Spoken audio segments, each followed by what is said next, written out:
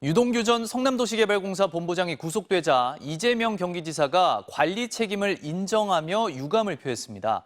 이에 대해 국민의힘은 후보직 사퇴와 특검 수용을 촉구했습니다. 이호찬 기자입니다. 유동규 전 성남도시개발본부장이 구속되자 이재명 경기지사는 의혹이 불거진 뒤 처음으로 깊은 유감을 표명했습니다. 최대한 개발 이익을 환수하려 했지만 제도적 한계와 국민의힘 세력의 방해로 완전히 환수하지 못했다며 고개를 숙였습니다. 국민 여러분들께서 많은 상실감, 소외감 느끼고 계신 거 저희가 이해합니다. 정치인의 한 사람으로서 깊은 유감의 뜻을 표하는 바입니다. 구속된 유동규 전 본부장이 측근은 아니라고 선을 그었지만 관리 책임은 자신에게 있다고 인정했습니다. 관리 책임은 당시 성남시장이든 제게 있는 것이 맞습니다. 매우 안타깝게 생각합니다. 살피고 또 살폈지만 그래도 부족했던 것 같습니다. 야권 대선 주자들은 일제히 이 지사가 대장동 비리의 몸통임이 확인됐다며 후보직 사퇴와 특검 수용을 촉구했습니다. 관리자로서의 책임 문제가 아니라 너무 명백한 거기 때문에 본인이 직접 형사 책임을 져야 되겠죠. 국민의힘 김기현 원내대표는 검찰을 향해 이재명 지사 자택과 경기지사 사무실을 신속히 압수수색하라고 촉구했습니다. 조폭 잡을 때 두목 놔두고 행동 대령만 구속하는 것입니까? 대장동 개발 사업 설계한 사람 누굽니까? 다름 아닌 이재명 후보입니다. 특히 유 전 본부장의 혐의에 업무상 배임이 포함됐다며 배임의 총책임은 설계자인 이 지사가 져야 한다고 강조했습니다. MBC 뉴스 이호찬입니다. 사흘간 연휴를 마친 여야가 오늘부터 다시 본격적인 국정감사에 착수합니다. 국회 법사위에서 진행되는 법무부 국정감사에선 검찰 수사가 진행 중인 대장동 개발 의혹과 고발 사주 사건을 두고 여야의 정면 충돌이 예상됩니다. 국토부에 대한 국토위 국정감사에선 대장동 개발 의혹과 함께 집값 급등 문제가 집중 거론되고 기재부 국정감사에선 가계부채와 물가 대책 등이 주로 다뤄질 예정입니다. 미국이 중국을 향해 지난해 1월 맺었던 1단계 무역 합의를 지키라며 이를 위해 조만간 고위급 대화를 갖겠다는 방침을 밝혔습니다. 바이든 행정부 출범 이후 처음으로 대중국 무역 정책에 관한 전략을 공개했는데 트럼프 시절과 다르지 않은 강경한 입장을 유지했습니다. 워싱턴 박성우 특파원입니다. 캐서린 타이 미국 무역대표부 대표는 오늘 미국과 중국이 지난해 1월 맺은 1단계 무역 합의를 중국이 지키지 못함에 따라 중국과 새로운 대화를 갖겠다고 했습니다. 그는 조만간 류허 중국 부총리와 화상 회담을 가질 것으로 예상됩니다. I think that we are going to have and have to have really honest conversations with China about all of the elements of the Phase 1 agreement. These are commitments that China made. 미중 간의 1단계 무역 합의에서 중국은 2천억 달러 규모의 미국산 제품 등을 2021년 말까지 추가 구매하기로 약속했습니다. 하지만 미국의 민간 경제연구소 자료에 따르면 코로나 여파로 중국의 미국산 제품 구매에 차질이 빚어졌고 목표치의 62%만 구매한 것으로 나타났습니다.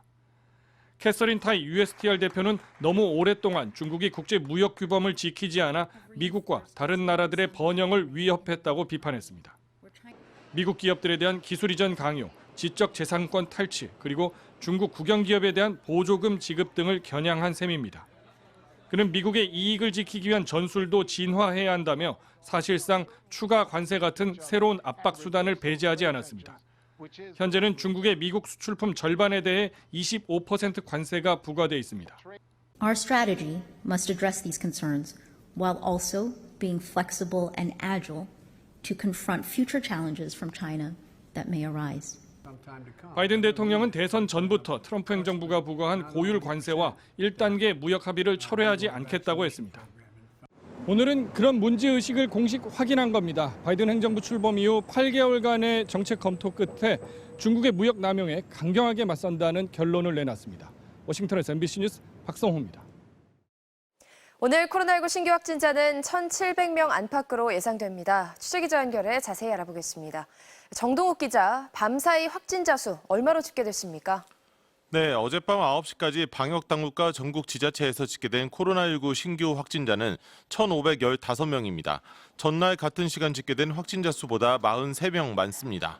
시도별로는 서울 515명, 경기 480명 등 수도권이 1,101명으로 72.7%를 차지했고 대구 49명, 경남 68명 등 비수도권이 414명으로 27.3%를 기록했습니다. 자정까지 추가된 환자들을 포함하면 오늘 발표될 신규 환자 수는 1,700명 안팎을 기록할 것으로 보이는데요. 개천절 연휴를 거치면서 검사 건수가 대폭 줄어든 만큼 증가폭이 평일 대비 크지 않을 수도 있습니다. 오늘부터 고교 1, 2학년 학생의 백신 접종과 고령층을 대상으로 한 부스터샷 예약이 시작되죠. 네, 그렇습니다. 오늘 오후 8시부터 16살과 17살 청소년의 백신 접종 예약과 고위험군 고령층을 대상으로 추가 접종인 이른바 부스터샷의 첫 예약이 진행됩니다. 앞서 수도권 4단계, 비수도권 3단계인 현행 거리두기는 어제부터 2주 더 연장되는데 일부 인원 제한이 완화됐습니다. 결혼식은 접종 완료자를 포함할 경우 식사를 하면 최대 99명, 안 하면 최대 199명까지 참석할 수 있고 돌잔치도 최대 49명까지 모일 수 있습니다.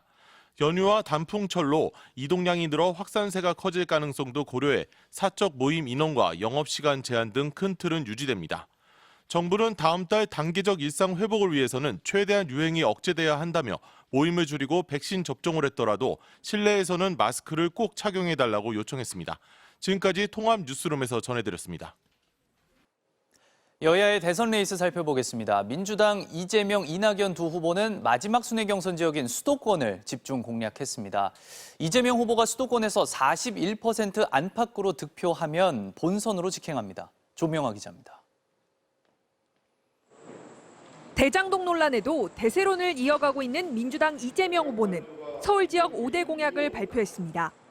강북 지하철 1호선 지상 구간과 서울 경부고속도로 일부를 지하화하고 여의도 국회의사당이 세종시로 이전하면 그 자리에 청년 창업 클러스터를 조성하는 방안 등이 포함됐습니다.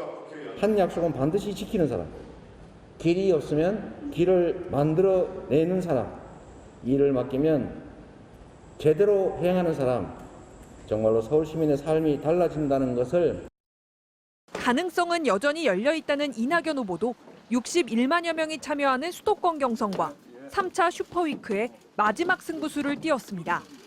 남북 정상회담 정례화와 분야별 당국자 회담 제도화를 통해 서울 평양에 상호 대표부를 설치하겠다는 통일안보 공약을 발표하며 경기 북부 접경지역 최대의 관심 사안을 파고들었습니다.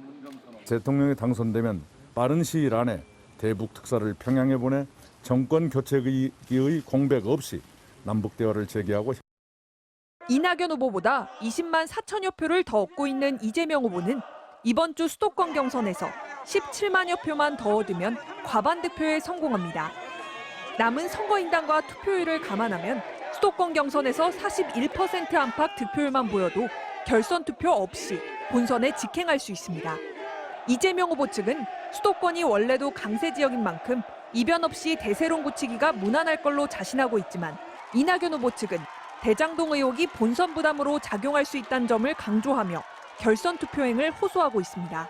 MBC 뉴스 조명아입니다.